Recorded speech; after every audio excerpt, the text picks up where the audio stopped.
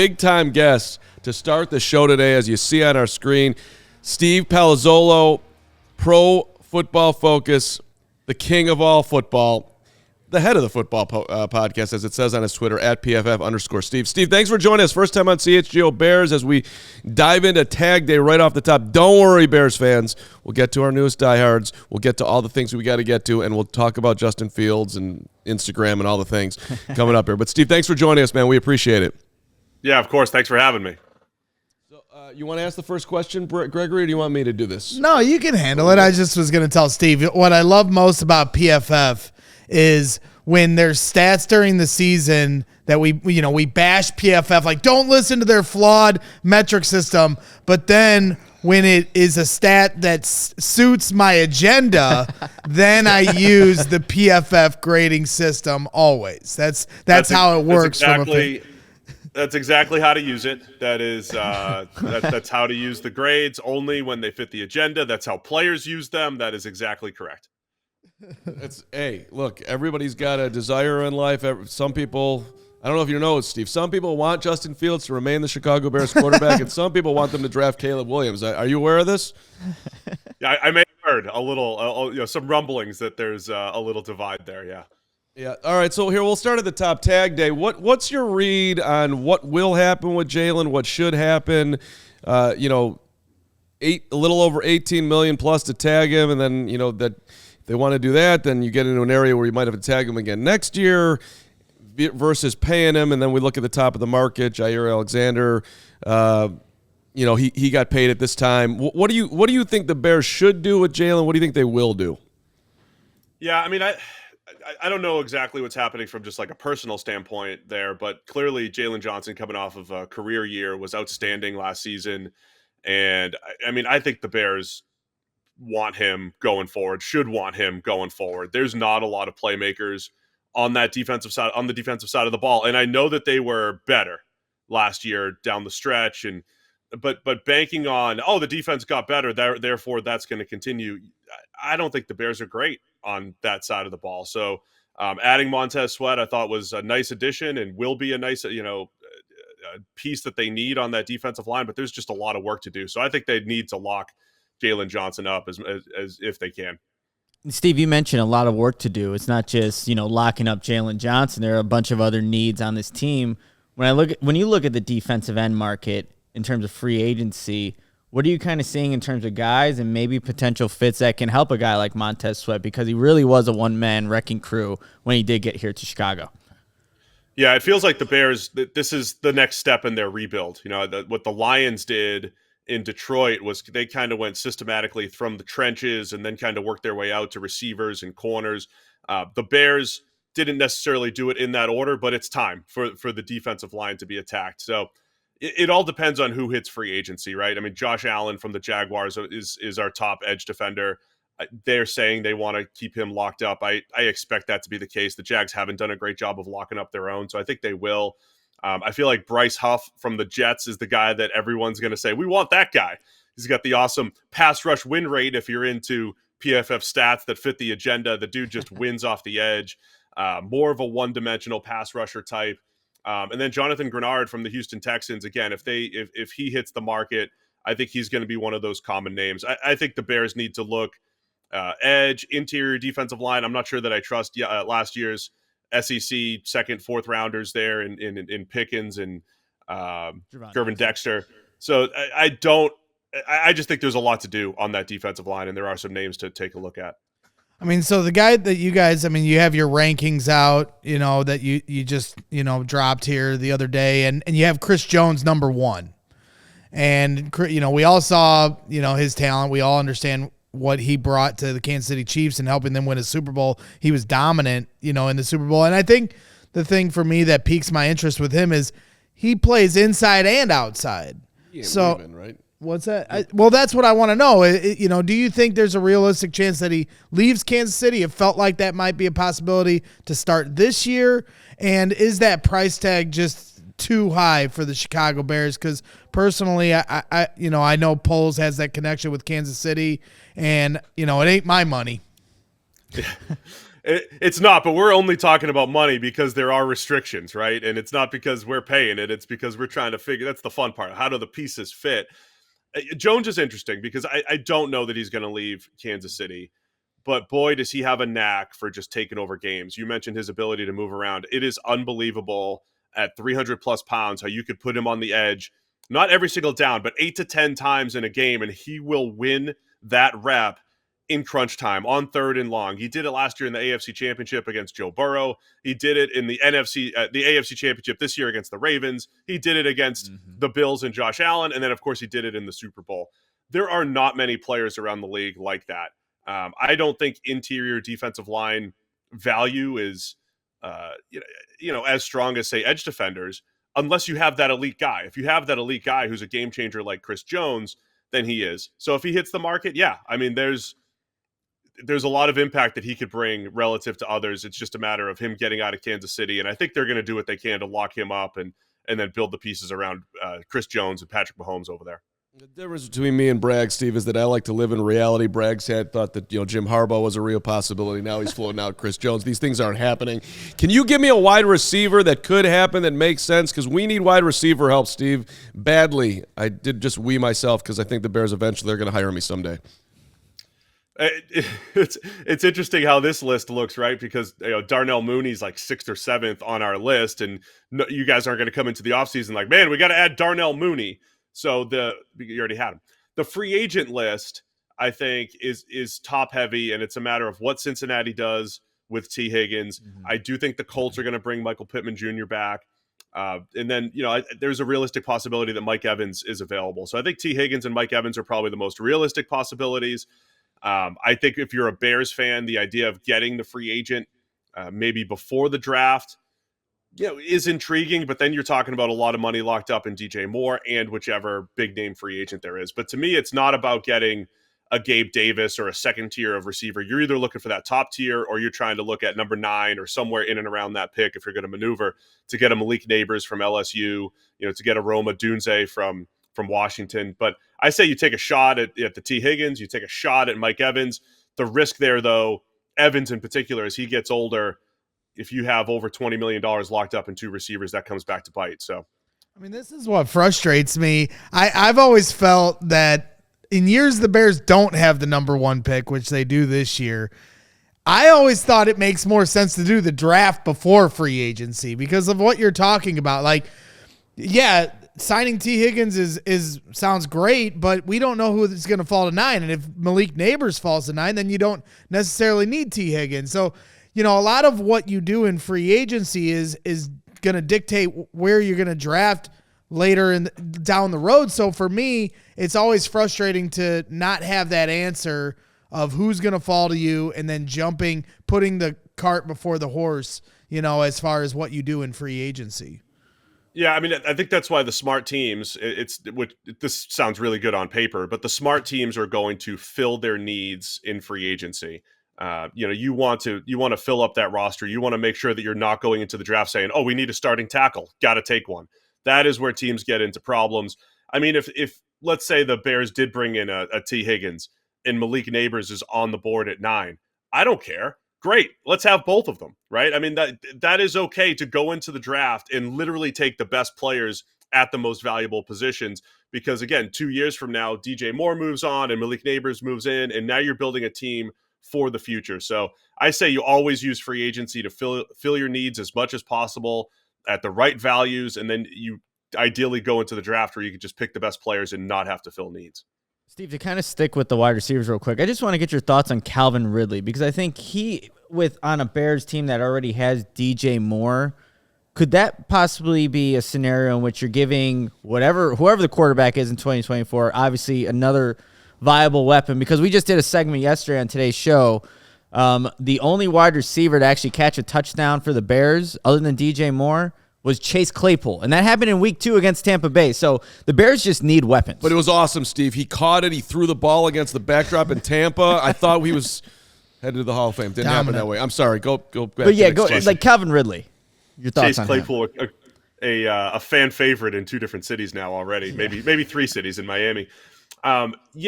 Ridley's pretty good. I think where I struggle, I am a get as many receivers as possible type of guy. I really think that's how you win in today's NFL. Don't do just because Kansas City won the title after trading Tyreek Hill. That's not the pattern. That's Patrick Mahomes allows that to happen, and they just had the best defense they've ever had. So I am all about you need 3 or 4 guys that are difficult to cover. That's how you win in today's NFL. The problem with Ridley is he starts to get into that. Is he a wide receiver 1.5, a wide receiver 2? I think he's a wide receiver 2. And the wide receiver 2 market scares me a little bit. When those guys start making, $16, $20 million a year, is Ridley going to be that guy? Because Jackson, if he was that guy that Trevor Lawrence is going to depend upon, they're definitely bringing him back, right? And now I think it's going to be iffy as far as whether or not he goes back to Jacksonville. So he's a good player. I just think every time he had to be a 1, either this year in Jacksonville when Julio Jones left in Atlanta, it just wasn't there as a true number 1. So that gets a little risky, I think, as far as the price tag goes. One more wide receiver, I've seen him in the chat a ton, is Tyler Boyd, who's coming up on 30 years old, long time Cincinnati, is a potential 3. I like value, Steve. When I go into Chipotle, I debate whether I don't go for the extra guacamole because I think it's too pricey. Maybe can we get some value here with it? He's super cheap, Steve. I'm intelligent. I'm practical. I'm looking for a practical ad here. Would you think that Boyd would fall under that? Yeah, I think so. I think Boyd would be a very good 3, a high-end 3. I mean, that's when the Bengals went to the Super Bowl. You are talking about Jamar Chase as a clear 1, T. Higgins as a 1A, but the maybe the best number 2 receiver in the NFL at the time, and Tyler Boyd maybe top 2, top 3, third wide receiver in the NFL. That is absolutely, I think, a great way to build. There's also the draft. Of course, we always mention every year there's like 20 or 25 guys. Oh, look at all these receivers, because the college football, just sends a lot of receivers to the NFL, and they send them in on the cheap. And you can get guys like a Tank Dell in the middle rounds, a Josh Downs in the middle rounds last year. So yes, Tyler Boyd would be great, but you might also be able to get somebody comparable, come round 2, round 3. And part of that is that we haven't hit on mid-round guys. We talked about that yesterday. So maybe Ryan Poles wants to do the polls against him own self. Like, let me just pick that guy out in free agency because I can't seem to do it yet in the draft as insurance. Gregory, go ahead. Yeah, Steve. I mean, when you talk about filling needs in free agency and not knowing, who's going to necessarily fall to you in the draft, center is a huge need here in Chicago. It's one of those pieces that we just haven't been able to figure out the last few years. I've been looking a lot at Evan Brown. I see him on your rankings. He's at the bottom of your list as far as centers. But, to me, the fit makes a lot of sense. The Bears once brought in Lucas Patrick a few years ago. It didn't work out very well. But the logic of it made a lot of sense, bringing somebody that's familiar with the system and just plug him in. And I think then that could give the Bears some leeway on where they draft a center potentially to develop. How do you feel about a fit for Evan Brown, or do you think there's another center that might fit a little better for the Chicago Bears? You mentioned he's a little bit lower on our rankings. I think you could fit him in, and he's a starter. I don't think he's moving the needle necessarily from an offensive line perspective. I really think Tyler Biadasz from the Cowboys has been pretty good. He's always been a little bit better in the run game than pass protection. And then if you want a future fan favorite, that's Aaron Brewer from the Titans. The dude's 270 pounds. It looks like a typo when you're looking at his weight, and then you see him on the field, and he is absolutely tiny. And twice a year had to block a guy like DeForest Buckner, but he is good and he can move and very good run blocker. But again, he does get overpowered at times because he's only 6'1", 270. Steve, I love that. Let's go. It would fit the scheme that the Bears are running here in Chicago. To kind of transition a little bit to the draft, what's the ideal scenario at number 9? Because I feel like it can obviously go so many ways depending on how many quarterbacks, how many wide receivers go, the 2 top tackles. But what would you think would be the ideal scenario after the Bears maybe take Caleb Williams number 1 to pick at that number 9 selection there? I think it's a fascinating year because if you look at every mock draft, there are very few defensive players getting mocked in the top 10. But if the NFL is a little bit different than, say, draft media at the moment, and you do start to see an edge defender, a couple corners sneak into the top 10, does that have one of the top receivers drop? To me, it's all about the receivers. If Malik Neighbors from LSU, instead of going in the top 5 or 6, like a lot of people have him, can he drop to 9? To me, it's the receiver, it's the QB receiver combination, right? Get Caleb Williams at the top, get him a playmaker. Don't leave any doubt. I mean, the history of the rookie quarterbacks, Tua looks completely different with Tyreek Hill. Jalen Hurts looked completely different with A.J. Brown. This is a consistent trend. Even Joe Burrow looks completely different with Jamar Chase. Go get as many good pass catchers as possible. So I do think if Malik Neighbors was to fall at 9, that's your ideal scenario. Well, let's be more aggressive here. Look, the Bears take Caleb 1, Steve, all right?